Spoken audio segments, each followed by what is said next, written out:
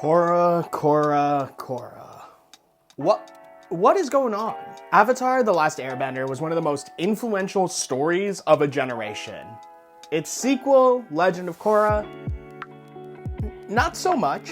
And to be fair, that is not entirely Korra's fault. The series suffered from poor serialization and support from Nickelodeon, which led to clunky pacing and contrived plot lines, not to mention the horrible way people online reacted to Korra being bi, which is its own its own bag of worms. But honestly, I had thought that the people who hated Korra's story were just the vocal minority. It's a story filled with problems, sure, and Korra herself is not one of my favorite characters, but outside of season 2, I found the rest of the episodes decent enough. But apparently, not even the creators of Korra love Korra, because the information dropped by Michael Dante DiMartino and Brian Konietzko regarding the sequel series is just terrible PR for this Water Tribe Avatar. If you somehow haven't heard yet, an official synopsis for the third Avatar series dropped recently, and it's been revealed that the rest of Korra's tenure as Avatar really did not seem to go well, because Korra's legacy is not as humanity's savior, but instead a destroyer, and further, that cities of the world have been completely destroyed, and that civilization has had to escape to 7 locations around the Earth called the Seven Havens, where are the only places that humanity can seem to survive. And Korra, for real, I just need to know what the heck happened, because I do have some theories, which I'm going to share today. My leading theory is that this has to do with the spirit world and Korra's decision to keep the gates between the human and the spirit world open, and I also think that this cataclysm might not be entirely her fault outside of Korra's original decision to keep the gates open themselves.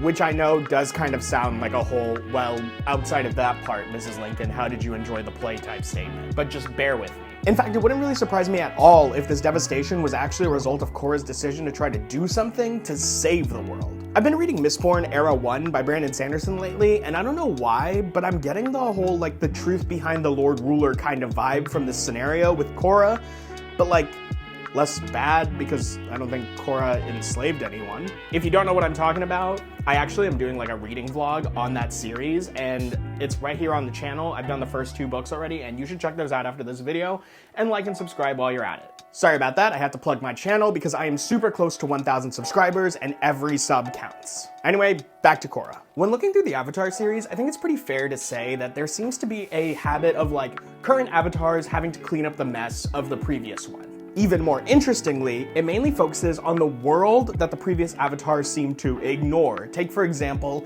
the line of avatars from Kuruk, the last Water Tribe avatar, to Korra. Kuruk inherits the position of Avatar from Avatar Yang Chen, an airbender who did a good job mediating peace between the human world and the spirit world. And honestly, it seems like airbenders are typically the best avatars, but that's a video for another day. Kuruk, however, spends most of his time paying attention to the spirit world, acting as humanity's protector from dark spirits that are trying to seep into the human world from the spirit world, and it is kind of interesting that a Water Tribe avatar had to deal with the spirit world twice in this way. Following Kuruk was, of course, Kyoshi, who dealt with a more human-based conquest, and Shin the Conqueror and all of that stuff, and then we have Roku, who was kind of just a bum avatar, if we can be real. Then there's Aang, who left the world in, I think, a pretty good spot as the series protagonist of a show that I don't believe ever intended to actually have more seasons. Korra, however, does come along, and surprise, surprise, since Aang was dealing with a human conflict, Korra's major crossroad involved her decision regarding what to do with the spirit world, as well as the events leading to her spiritual severing of the connection to her past lives. Again, I don't understand why the showrunners did Korra so dirty. Korra, of course, makes the decision regarding the opening of the spirit portals due to a belief in humanity, which typically a mistake if you ask me, and it immediately goes poorly, as we can see during Kuvira's arc and the Red Lotus arc. Still, at that point, there was really nothing she could do. I believe that the creations of the Seven Havens was somehow a deal that Korra constructs between the humans and the spirits, and I imagine that the spirits lashed out because humanity continued to treat them poorly. The theory that I'm kind of sitting on is that these havens were the best that Korra could organize during her tenure, and she is seen as a failure because the humans felt at the time that she could have done more for them. What I find the most interesting, though, is that this puts this new avatar in a very similar situation to the first one, Avatar Wan. Because much like Wan, this new avatar will live as a human emissary into a spirit-dominated world. Additionally, I believe that this avatar is going to have to face a lot of the challenges of this world on her own without knowledges of her past life. At least I would suspect as much, considering she grew up hearing about Korra as an avatar and a destroyer her whole life, so she might not be as welcoming to Korra's advice as previous avatars had been. Especially because, unlike other avatars, Korra is literally all she is going to have. And I believe that the end of the first book will probably have the present-day avatar needing to speak to Korra for some reason, and in doing so, that's when we, as the viewers, finally get our first glimpse into the true history of what Korra did at the end of her life. I would also be very interested in whether or not the theory is true that this cataclysm caused by Korra, an affiliated member of the Water Tribe, was a flood, an allusion to maybe like the Bible or other Babylonian myths indicating a new start for the world. Like, perhaps Korra dies lifting 7 islands to float above the flood while trying to control the water, thus drowning in the process, which I think would be a good callback to how Roku, a firebender, dies in the presence of smoke, fire, and lava on a volcano. And if the flood theory was to be true, it would also address one of the greatest complaints about the Korra series being the jump in technology. Like, people were really not a fan of the sci-fi atmosphere of Korra, and this flood theory could have set the people back technologically from where they should be, given the events of Korra returning to the more familiar atmosphere of Avatar: The Last Airbender. I'm also very curious to see how Korra's team appears in the series. In Legend of Korra, the influences of Aang and his team were felt everywhere, and I don't doubt that this will be the same for this series. In fact, I believe that while the Avatar herself may want to distance herself from Korra in every way possible, I think her twin, which is also mentioned in the reading, is going to have a connection to some of the members of Korra's old gang. I don't know why.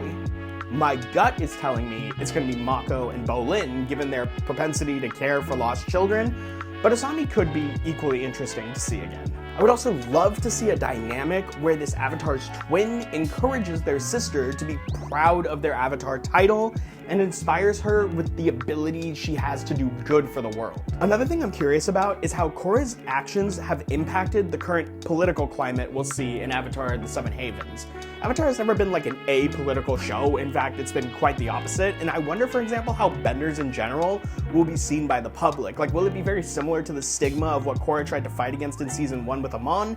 And even more curiously, what are going to be the dynamics between the people of the four nations? Like, will there be any semblance of the four nations left? And if they do, will the Water Tribe be seen as pariahs and discriminated against for the actions of Korra? Like, there are legitimately so many pathways this story could go, and I'm so excited to see it. Lastly, and this is a point I'm really confident about, is that we are going to be seeing a return of the Avatar and their connection to their past lives.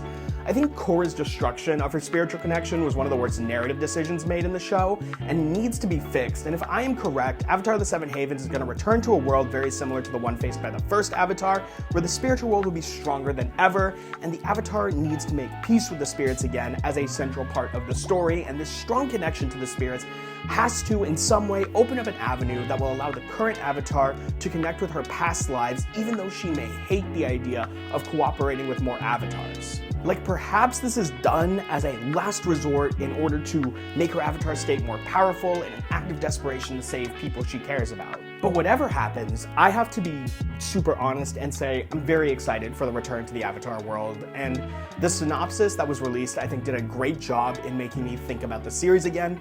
But I am curious, in the comments, let me know what your theories are about what you think is going on in this series. And while you're down there, again, if you could like and subscribe to the channel, it would be a massive help as I continue to push for my goal for this year, which is to reach 2,000 subscribers. But with that though, I've got nothing left for all of you guys. So until next time, I hope you have a great rest of your day. Peace.